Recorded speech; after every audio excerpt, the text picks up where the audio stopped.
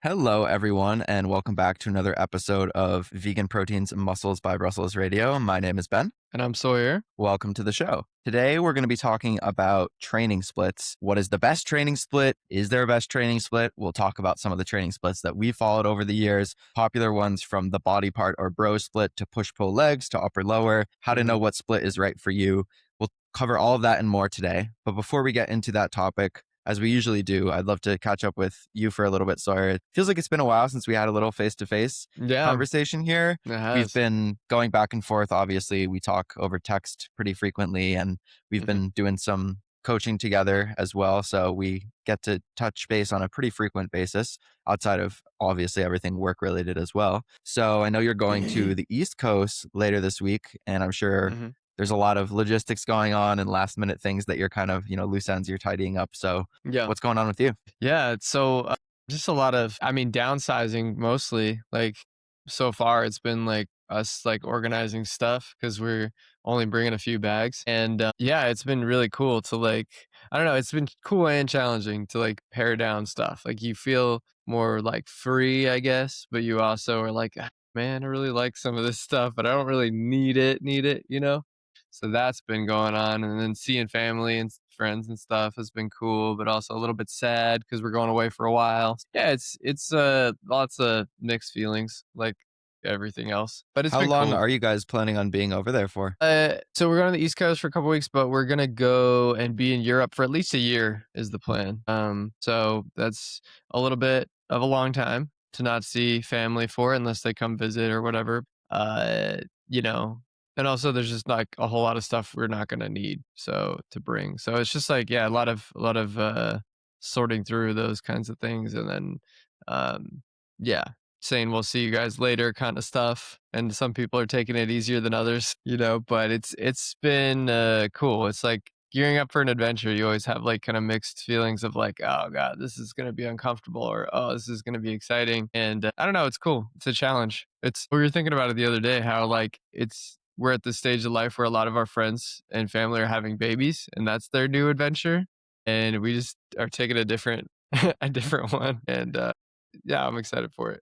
Definitely. That's awesome, man. Yeah, my girlfriend was looking at her phone the other day, and I feel like every time she goes on her Instagram, it's like, oh, these old friends of mine like just got engaged, or they're getting married, or they're having a kid or whatever. So I definitely feels like I'm getting to that point in my life. Not as much with my kind of friend group or friends from home. Slowly, I think, there's a couple people that I went to school with who have gotten married or engaged, that sort of thing. Kids, I don't think quite Not many yet, kids yet. because mid to late 20s, not quite, but Yeah. I'm sure in the next couple of years.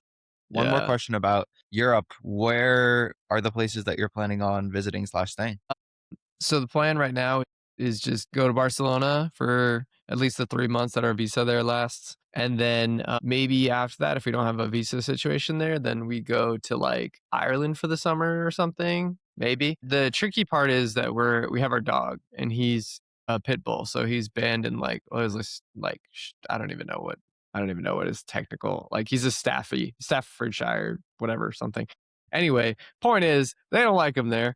And so we're like, okay, so we got to figure out some countries that he's not banned in, or like the restrictions are not too crazy. And that's going to be a big, issue, especially because he's so dog reactive and stuff like that. So that's going to be the biggest thing to navigate. But otherwise, I think we're going to be just doing a little bit of moving around as necessary. And then hopefully we'll find a place that feels like, okay, this is probably where we want to be for the majority of the year, if not more.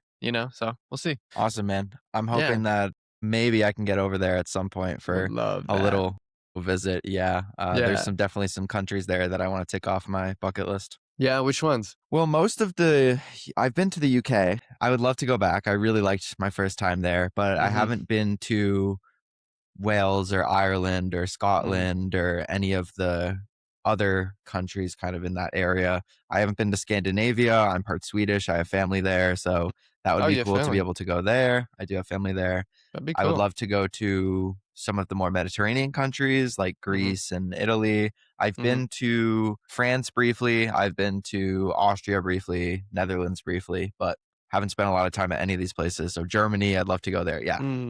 a bunch of different countries really, and it's cool that they're all so close by and you can make it, it's like Mhm. us going from one state to another state, really, like them I going from one know. country to another country. But like It's the crazy. culture shift going from country to country is huge, whereas here the culture Yeah. shift going from state to state, it kind of is a gradual, Mhm. transition, right, as you go across the United States or down. So I Right. think it's really uniquely placed. Yeah. Maybe we should do like a festival, like a maybe if we did an Oktoberfest or something in Germany, be That would be crazy. cool. That'd be cool. Sure it'd be packed, but I want to do some like yeah, bucket list item things like that too. So that would be cool. Maybe we'll have to talk more about like what your timeline looks like and stuff, but I would love to have you come out. That'd be so cool. For sure, man. And how's everything going with your kind of fitness stuff right now? Where are you at mentally, Yeah. physically? You might want to update, Just people call because I this a think, check-in.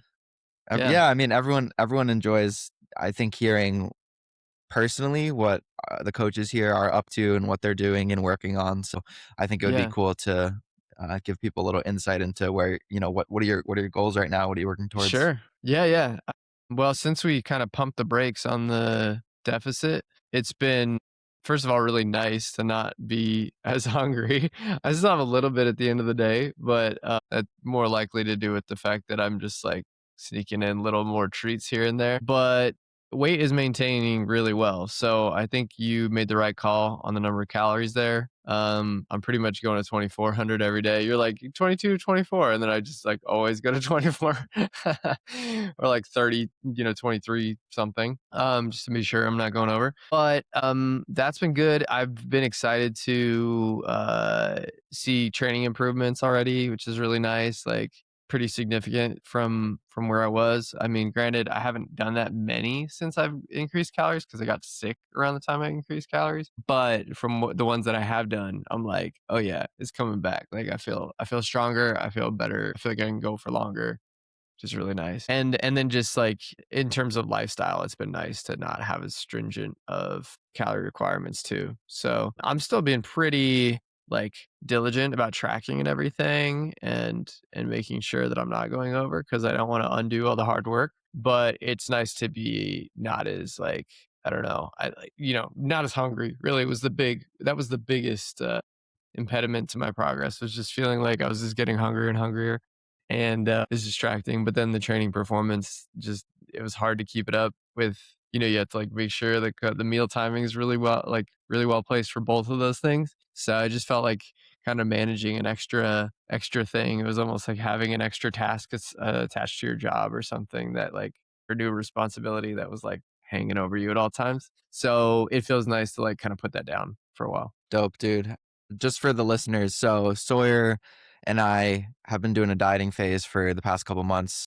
We may have talked about it in previous episodes, but it's been a little Hmm. while. So he started dieting at around 180 pounds and Yeah. now is around 165. So it's close Hmm. to kind of that 10% body weight loss, which is usually where I'll have people kind of Hmm. pause their diets, especially if they're feeling hungry, tired, lethargic, low Hmm. energy. And that's kind of a consistent pattern and theme, and it's not just a couple days here and there. And Hmm. so what we are doing now is trying to maintain the body weight Hmm. that he is at essentially and kind of slowly increase his calories if possible. And Hmm. basically over the next 6, 8, 10, maybe 12 months, the plan is to slowly bring his body weight up, probably 5 to 7 pounds, somewhere in that range, Hmm. and take a really gradual approach to gaining. And then from there, perhaps do another diet down to a similar body weight that where he's at right now. And that would be a pretty, quick diet, or maybe even a little bit lower, try to get a little bit leaner. So it's kind of Hmm. open ended. But for right now, what we're doing is bringing him out of that deficit gradually and making sure that he is getting back to productive training in the gym and that Hmm. it isn't, like he said, an impediment on his lifestyle, and he's able to Hmm. adhere to that, over the long term, which is obviously important for anything that you're doing. So Yeah, yeah, I just wanted to give people an update on, what we've been doing. that was a really good summary. Yeah. And I think it does really help to have kind of a long-term plan. I mean, this could be a good segue maybe into the topic, but basically having a long-term plan for nutrition, fitness, anything that you're trying to accomplish Because I think it's so much easier to be emotionally reactive when you don't have one. Like, I think that was what I was falling into when I didn't have you as a coach, was like it was hard not to get caught up in the emotions of the moment, right? As much as I know about fitness and stuff, it doesn't protect you from the fact that you're gonna be pushing into some discomfort in any one of these areas, and that discomfort is going to start pushing you to be like, hey, maybe you should stop, right? Or hey, maybe you should push harder even though it's not sustainable or whatever. And so even if you know the tools, you don't necessarily know when to deploy them because you're going through the motions.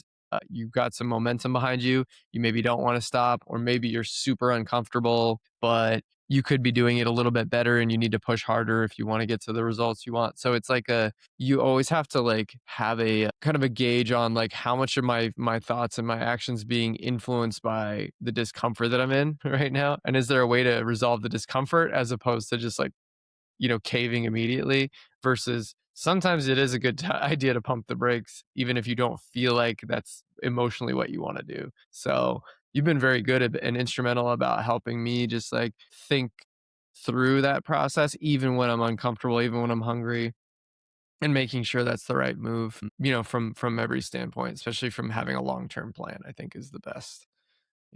So I really appreciate that. I've been saying it to you probably every time we talk. I'm like, dude, it's been a game changer this year, just having you help me weigh in on things and like kind of just get it all out, all my feelings, and then you be like, yeah, that makes sense. I wouldn't give that too much credit. You know what I mean? You're kind of helping me pick through the most important parts and then make a long-term plan from that, which is hugely valuable in my opinion. Absolutely. That's a big part of coaching, is just helping people understand when their emotions about certain things are being helpful and when Mhm. they're informing decisions and when they are perhaps leading you down a wrong path. And usually it's just hard to be objective when you are looking at that for yourself. And I think having a Yeah. plan for, an action plan for when certain things come up, like, okay, if I am hungry, I will do like XYZ things, and having kind of steps that you go through as well. Like, those are things that you've developed over the years of just working on yourself. But then I think it's also helpful to have somebody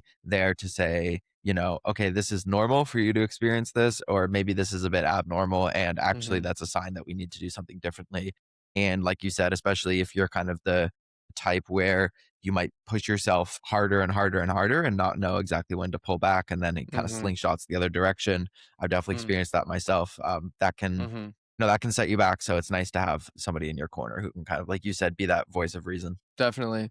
I'm wondering, have you had experiences with either clients or yourself or, maybe bodybuilding, people who feel that way about, I mean, nutrition is a very common one because fat loss and all that stuff is very emotional, I think, for a lot of people. But do you get that with training? Like, do you see people like being like, I'm a diehard this kind of split person, or do you feel like people are more fluid with how they change things up usually? I would say with most things, it's the boring answer, but it depends on the person. I think the people who tend to have more, don't know if addictive is the right word, but people who tend to be very strongly opinionated about most things, I think that tends to apply to something like training or fitness. I mean, you see it in politics, you see it in nutrition, you see it in so many different places where some people just have a tendency to be less open-minded, and when they really latch onto a certain idea, they would, and usually when they have some sort of personal connection to that idea, like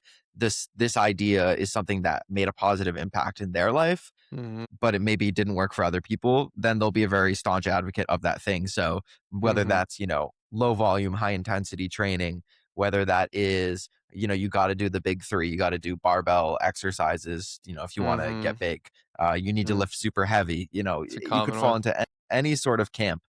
And Mhm. that could lead you to believe that because it worked for me, it's going to work for everybody else, and everybody else should be training that way. And then there are Mhm. other people who are a lot more experimental. They like to try different things. They like to try different training splits because they truly want to see what is the best that I can achieve. And Mhm. I think the people who really have that mindset should be open-minded, because if you want to be able to be your best, Mhm. you would, in my opinion, you would want to turn over every stone, try everything. And yeah, there's something to be said, like, okay, if something's working for you, you don't necessarily need to change it right now. But if Mhm. you're not open-minded to at least seeing other approaches, trying other approaches, and again, like coaching can come in for this because you might not be able to really have the impetus to do that unless you have somebody telling you like, no, I Mhm. think you have been like overlooking this thing. Let's try to change that. Yeah. I mean, in my case, I feel like I was pretty, okay. So when I first started training, I was very much like, "Oh, I want to try everything and I want to train as much as humanly possible and just like super gung ho for it." And, quite frankly, when you're young, you don't really have that many responsibilities. So you can kind of train that way and it's fine. And I think after a while, law school and everything, like I felt like it got not I don't know. I guess I just didn't wanna be in the gym as much, and so it kinda changed to, like, a 5-day-a-week thing, which was still kind of a lot, and then I was, like, in that 5-day-a-week thing for a long time, and I would try to go down to 4, but then I felt like, "Oh, there's just little things I can't do or a certain amount of volume I can't do when I go down to 4," so I would stay at 5, and that wasn't that big of a problem in most seasons of my life, but when I was cutting, it was, and then I would kinda get run down into the ground when I was cutting.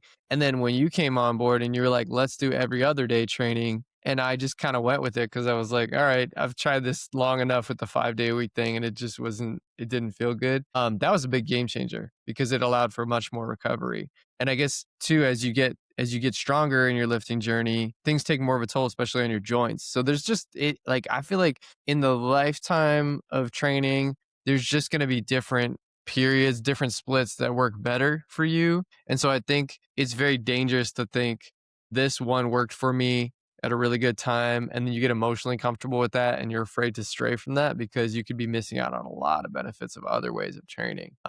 So yeah, I really appreciate the fact that you brought that up and like you're like, I think this is a good thing to revisit, even though I felt pretty emotionally comfortable with the 5 days a week. And I was like, I'll just find a way to make it happen with the volume or whatever. It's been nice too, not training as often.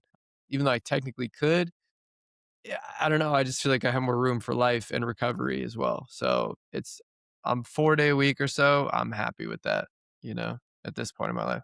I've definitely experienced that too, and I have it with clients all the time where if they're training like 4 or 5 days a week and I take them down to 3 or I take them from Mhm. 5 down to 4, there's this Mhm. fear of missing out, like, because I was doing this and I'm doing less now, I'm gonna be making worse progress, or I gotta find a Mhm. way to fit it in because this is really important to me so I can make it matter, but Mhm. if you haven't listened to our episode on time saving techniques in the gym, I would go and listen to that because we also talk about some of the concepts that we're going to be tying in today when it Mhm. comes to number of days to be in the week. How do number of days to be in the gym per week? How do you determine Mhm. that? And I think that something that's very undervalued is just stress in general. And if your stress is really high and you're still trying to do the same amount of work that you were doing before when stress was lower, you're not going to Mhm. respond to that, that same amount of volume and that same training protocol that you were responding to before, and you actually might make better progress with a little bit less. And I think that's just Mhm. a hard concept for people to wrap their heads around. So, Mhm. transitioning into the topic for today, I think that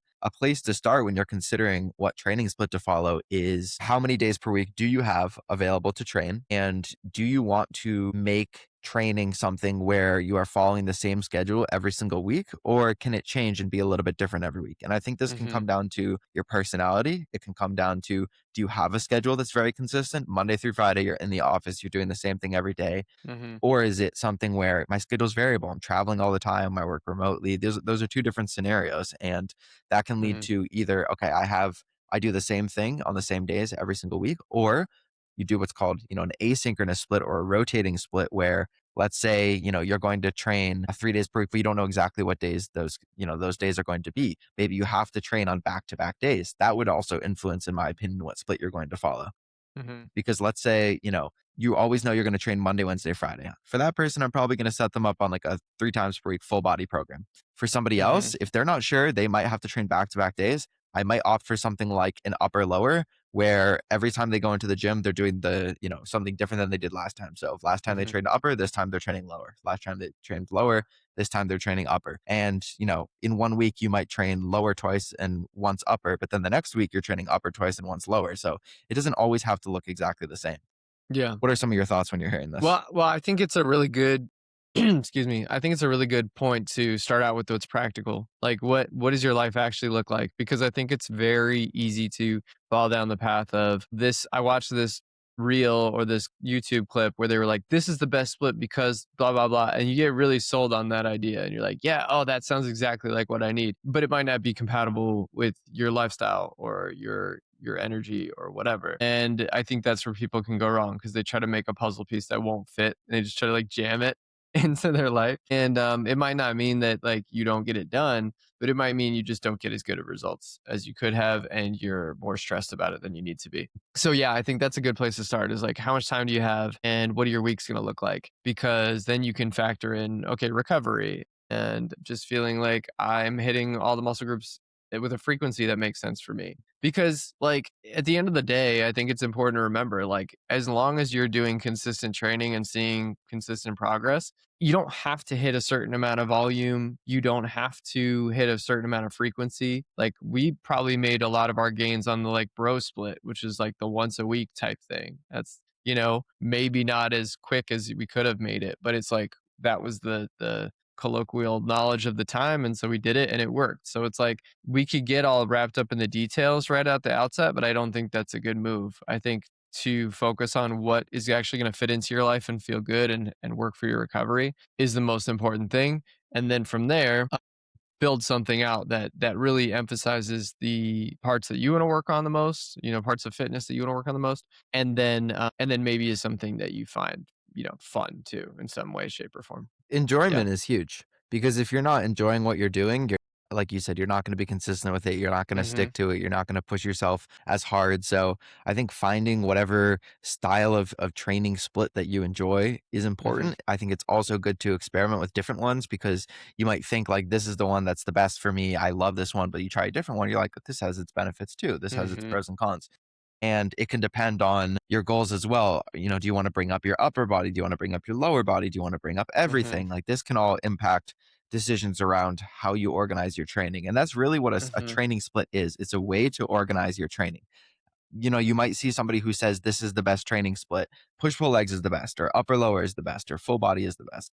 But Mm-hmm. in reality, there is no best training split. It all depends on the person, their goals, what they enjoy. And so they're really just Mm-hmm. ways to organize training based on the different muscle groups that you're training. So I think Mm-hmm. it might be a good time to just give a little overview of maybe some of the most popular training splits. Sure. There's all different kinds. Like you said, you can make your own training split where you train these random muscles on one day and these random muscles on the other day. And Mm-hmm. it's really about applying principles. So volume, number of sets per body part per week. Frequency, how many times you're training that muscle per week. Mm-hmm. Intensity, how close to How failure close are to you failure? are you taking those exercises? Your exercise selection. These are the things that end up impacting your results. And a training split is how you organize them in Mm-hmm. order to get you better results or whatever you enjoy doing. So to give some Mm-hmm. kind of examples here, there's the classic body part or sometimes called a bro split. Basically, that means you go into the gym, you train like one muscle. So you'll train chest or you'll train back or you'll train arms. In arms, you might, train biceps and triceps or you'll Mm-hmm. train shoulders. Again, with shoulders, maybe you're training different parts of your shoulder. You can kind of separate it that way. Maybe you go in and you train legs. Okay, involves your glutes and your hamstrings and your quads and your adductors and your calves. So there's more than one muscle group usually being trained on each day. Like when you're training chest, you're still going to hit your front delts and your triceps if you're doing compound lifts. So of course there's always going to be overlap there. But that would That's be usually kind for the of people who a split. enjoy like pushing themselves like really hard. Like they like to feel like they can't even do a push up at the end of chest day kind of thing. And I used to love that kind of feeling, right? Like there was a certain like, I don't know, just kind of badassness feeling you get from that. So it can work to people's advantage when they really like that style of training. So yeah, I think that's maybe, do you want to like break down as we go through the types of splits, like perceived pros and cons kind of thing? Or do you want to Yeah, just, okay, yeah. cool. Cause that's one that sticks out to me for bro splits is like, they can be really fun for certain people. Like they just like to focus on one thing and just hammer it, like just go for it. But on the con side, it's, you're going to get a certain amount of stimulus from that, but then there's going to be a lot of damage that needs to get repaired after that. And it means that you need to rest a lot longer. Whereas maybe if you had done a little bit less, you could have recovered and come back sooner and stimulated more muscle growth. It's a little bit tricky to say like how big of an impact that makes over the long term, but it's speculated, at least in the scientific literature, that it might be better to do like 2 sessions per week on a certain muscle group instead of one. I don't know if you have any thoughts on that. I think just thinking about it logically, it's pretty rare that a muscle is going to take 7 days to fully recover. Let's say you're doing a typical split where you Mhm. follow, Monday is one thing, Tuesday is the same thing every single week. Mhm. So usually what we want to do is we want to train a muscle, we want to let it recover, and then we want to train it again when it's recovered. If we're Mhm. trying to maximize muscle growth, then, as soon as we feel like that muscle is mostly or fully recovered, we want to train it again. Yeah. Usually, if you're waiting 7 days, you're probably just missing out a little bit on some potential training, like you said. Mhm. And I think that, like you mentioned, doing a little bit less and doing it a little bit more frequently tends to be a tried and true method of Mhm. being able to stimulate muscle growth on a more frequent basis. However, That like you that makes said, sense. there's plenty of people who have gotten big, training on a bro split or a body part split. So it's Mhm. not gonna, be night and day. But I think for Mhm. the average person, it probably makes more sense. Also, like, if you're doing legs once a week and you're killing yourself and then you can't walk for a couple days, like, or you're super sore in a muscle, especially for a beginner when soreness is Mhm. this kind of uncomfortable thing, it may not be the best approach. And you might want to try to make it a little bit more evenly Yeah. distributed on each day. Yeah.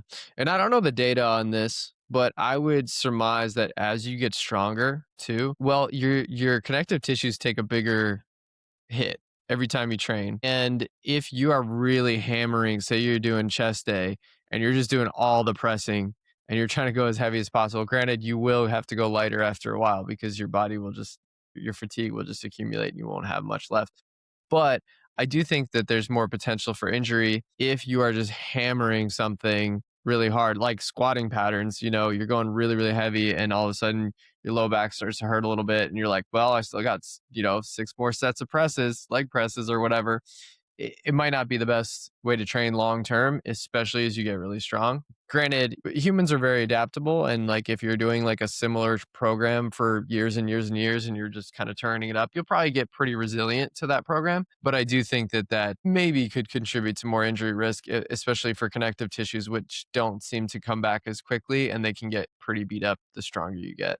You know, so something to I consider. think, yeah, another thing to note is usually after a certain number of sets on a given day for a body part, on each set that you do after that is going to be diminishing returns. And so Mm-hmm. another reason why it usually makes more sense to just do a little bit less and do it more frequently. So instead of doing, 16 sets of chest, you might consider splitting it 8 and 8 or even splitting it, 5, 5, 6 or something like that. Mm-hmm. Because by the time you get to that fifth or sixth set, you're probably going to be able to get a good stimulus for that muscle at that point. And so going past that Mm-hmm. and continuing to hammer it, hammer it, hammer it, you're getting less and less and less as opposed to just letting that muscle recover and come back Yeah. on a different day. I Yeah. think that's pretty much all I have to say about the split. Do you want to say anything else, or should we move on to another one? I think that's good for the bro splits.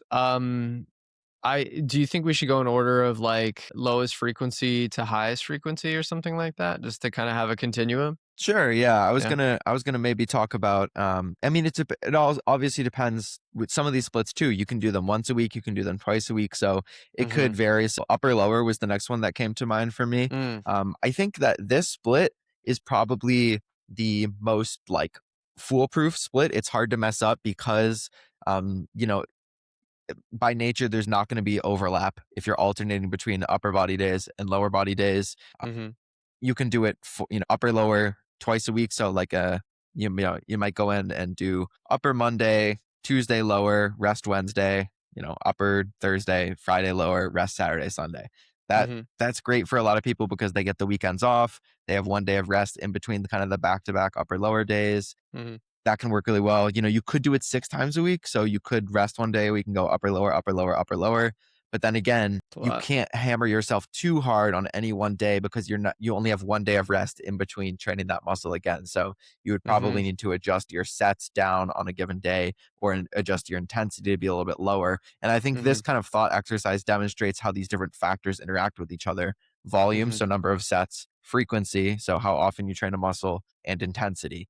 Mm-hmm. Usually you can only dial up, two of those things. And that's what these splits do. Usually they have two of these things in order and one is not. So like on a bro split, the intensity is really high. The volume is really high on each day, but the frequency is low. On Mm-hmm. an upper lower, you can kind of adjust these things up and down. So let's say you go with the upper lower 3 times a week. So you go upper lower, upper lower, upper lower. That means your frequency is really high, Mhm. If your intensity is high, that means your volume has to be lower. If your Mhm. intensity is lower, then your volume could be a little bit higher. And so you get to Mhm. see how all these different factors interact with each other. But really, I like an upper lower because, you can get into the gym, you can train a couple different of these movement patterns for your body Mhm. part, and you can get out. And I think it's just a very beginner friendly way to train. And I would say the upper lower and the full body 3 times a week are probably the splits that I program the most often, just because I Mhm. think they're good for recovery. You're not going to overdo it. And I think it just gives you enough frequency and enough volume to work on developing technique with exercises too, if you're new to the gym. Getting enough practice in with these different movement patterns.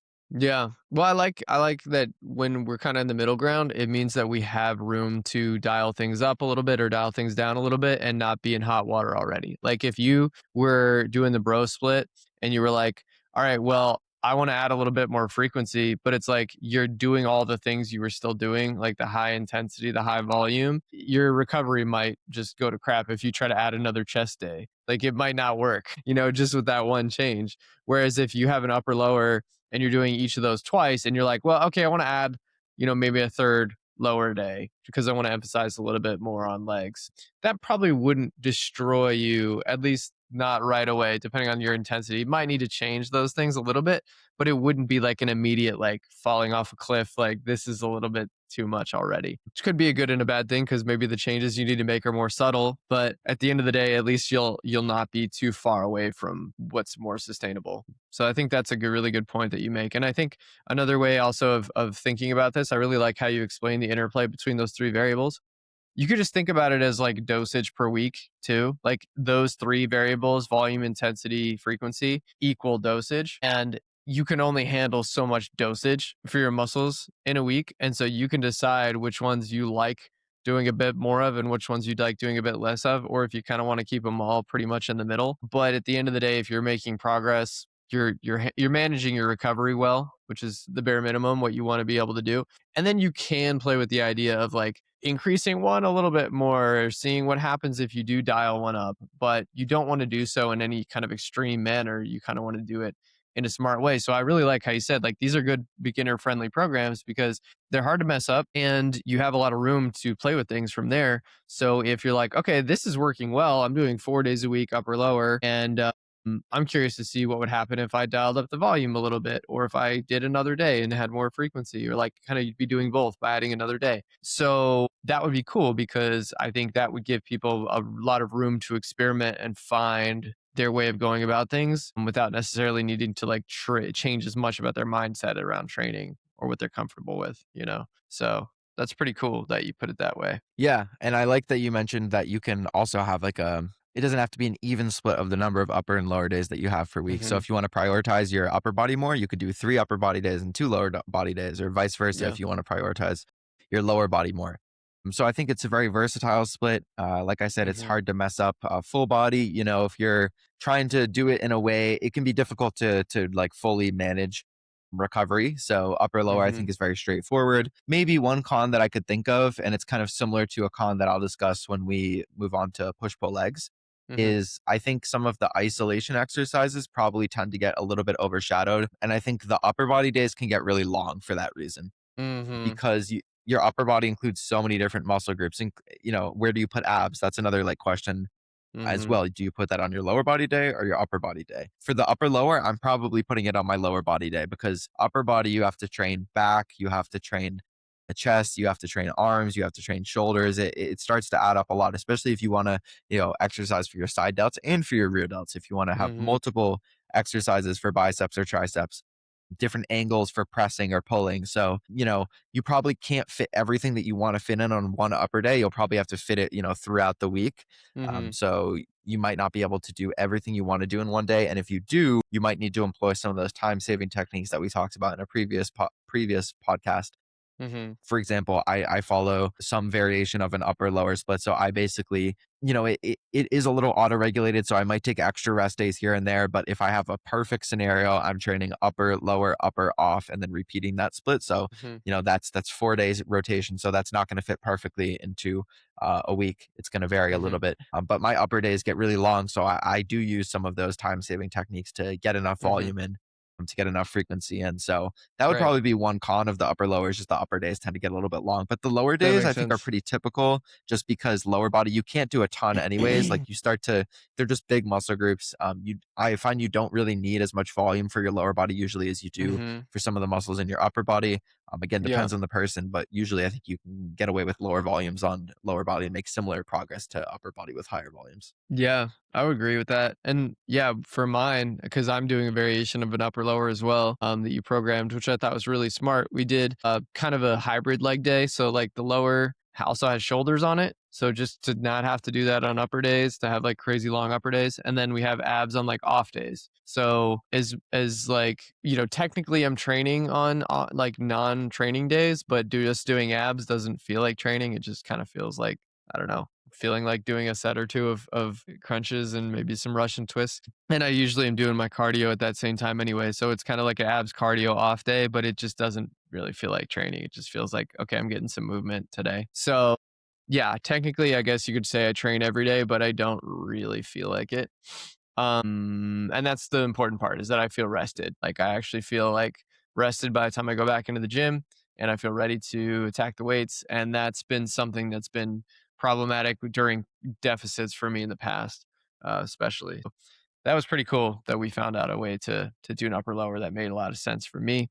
And then, but yeah, we can move on to the push pull legs, because that's the one I actually have done probably the most. Go ahead. I think that's just an important principle that you went over right there, is just because you call a split an upper lower, there's no rules with designing training splits. You can alter things to the way that you want. You can put calves on an upper body day. You can put Mm-hmm.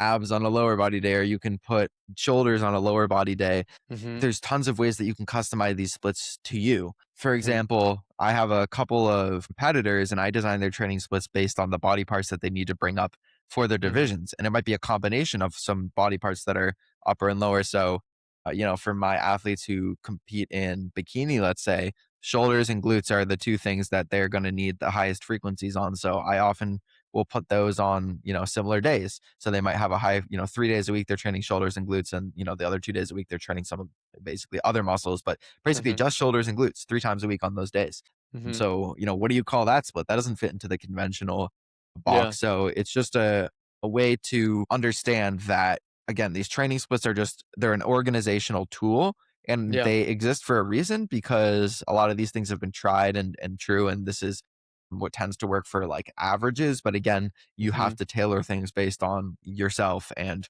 Right. your goals. So They're templates. They're starting points. Yeah. And they're I really think that we cool can to. talk about.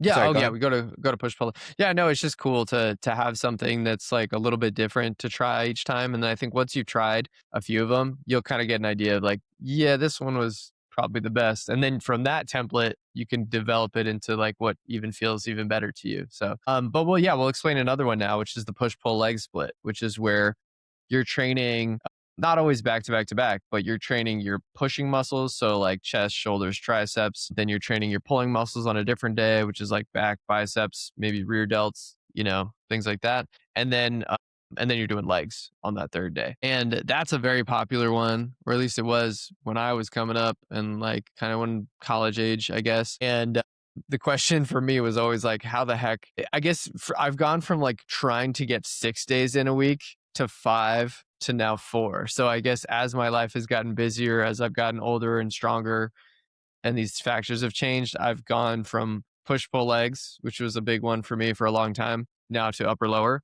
But push pull legs is a great split because all these muscles are working synergistically with each other. And so you don't really have to worry about overlap still, like with the upper lower, but you're also getting to do more volume on those days for those muscle groups because you're like more specific about what you're training. Anything else you want to add about describing the push pull legs? I think it might be one of the more popular spits among people who are really into fitness and fitness culture, especially kind of the young. I see a lot of young men Mm-hmm. gravitating towards this split. And I think it's especially Mm-hmm. the archetype of those who they're trying to do everything they can to put on as much muscle as Yeah, possible. And that so was they me. want to be in the gym every single is me too, dude. Me too. It's Yeah. probably the split I followed the most as well, because you can easily justify getting in the gym 6 days a week Mm-hmm. and just, going ham every single day. And I think it's nice because you get to train some arms on you get 2 upper body days to 1 lower body day kind of ratio. Basically, you get to train arms after you kind of do your main compounds. And I think that it's also a split that a lot of I think a lot of fitness influencers tend to follow this split. So that's one reason why I think it's so popular. It is Mhm. tried and true. You can make really good progress on that. There's tons of variations too. So you could follow a push pull split, and then you put legs, like you put quads on the push day, and you put like hamstrings on the pull day. That's a Mhm. variation. I've seen variations where instead of doing biceps on pull day and triceps on push day, you switch it. So you do your compounds, and then you'll do biceps on your push day and triceps on your pull day. That Mhm. becomes a little bit more complicated with how to program that effectively. I've done There's all that variation. shit, man.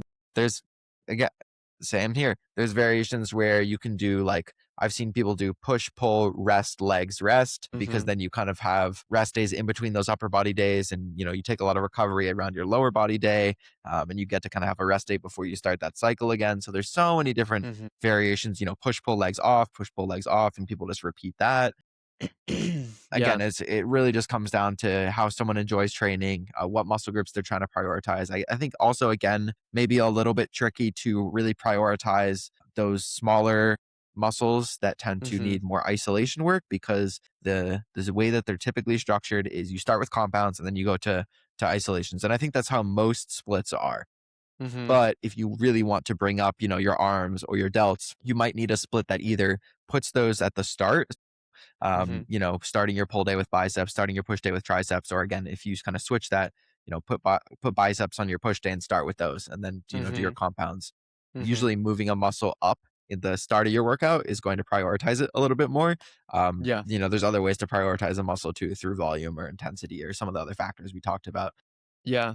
But I those are agree. just some considerations when you're considering, one of these splits.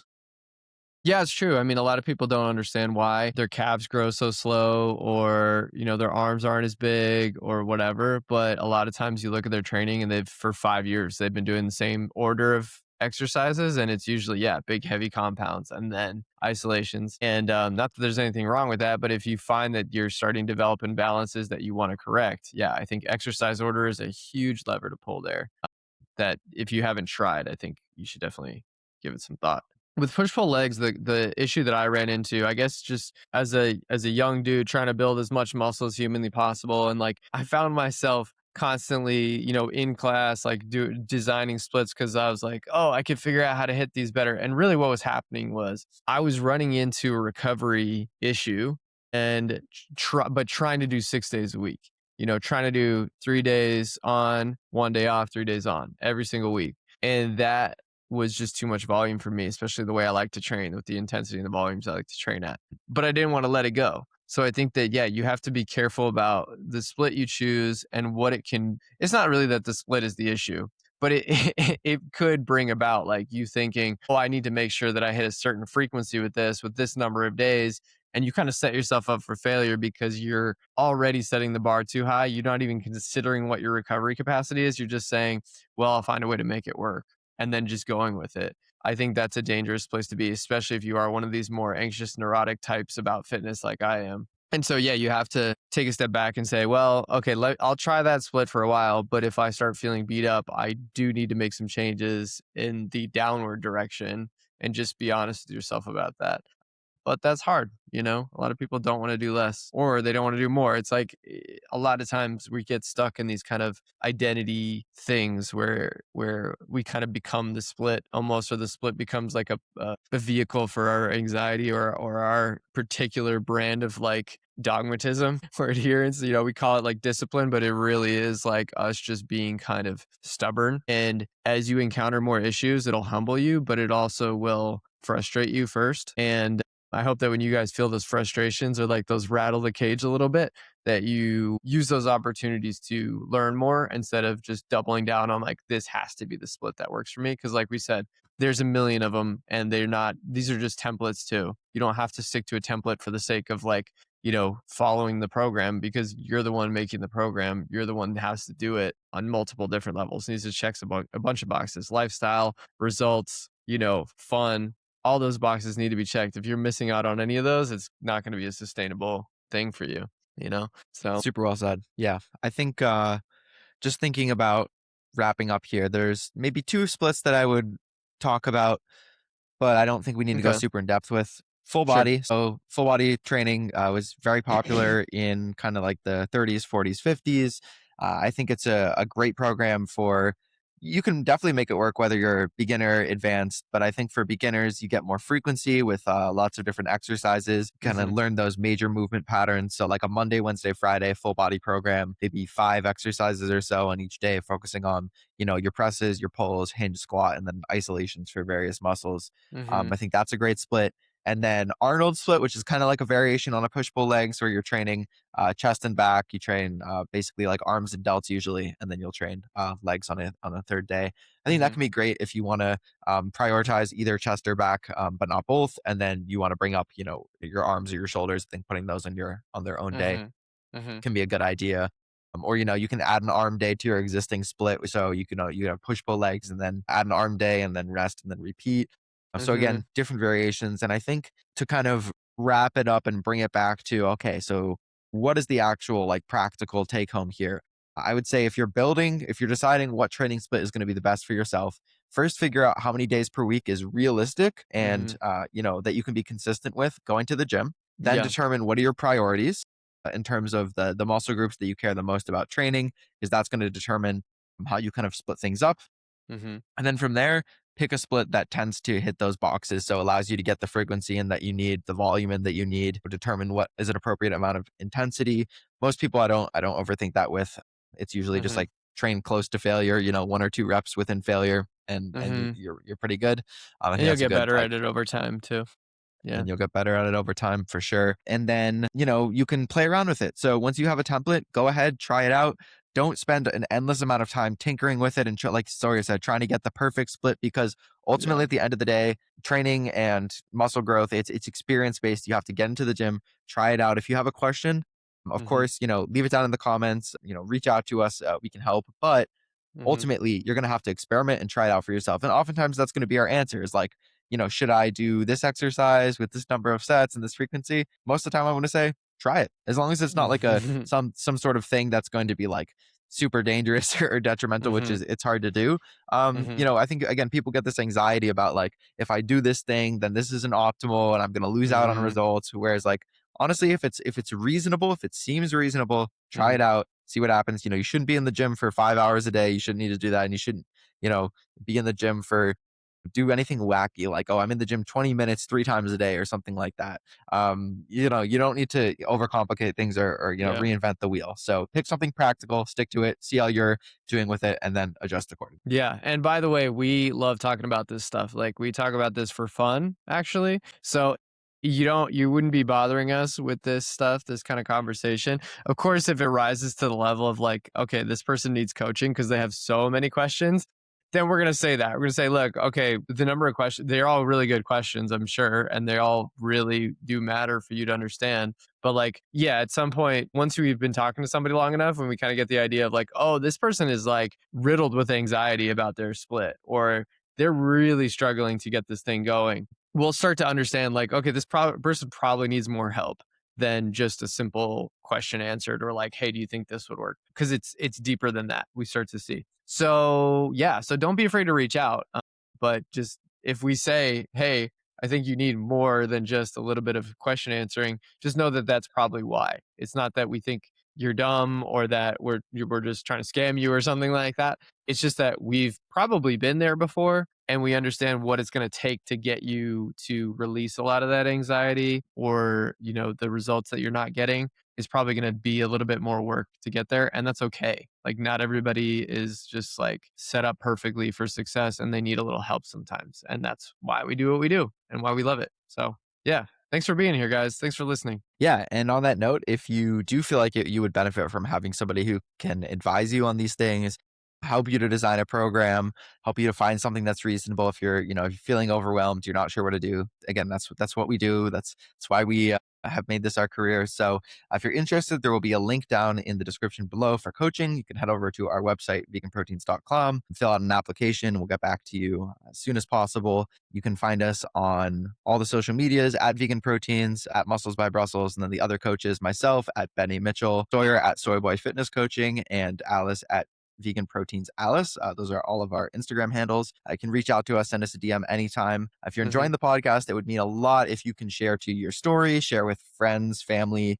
We'll make sure to reshare if you tag us in that. So thank you again for listening to another episode of Vegan Proteins Muscles by Brussels Radio. I'm Ben, this is Sawyer, and we'll catch you guys on the next one. See you guys. Bye.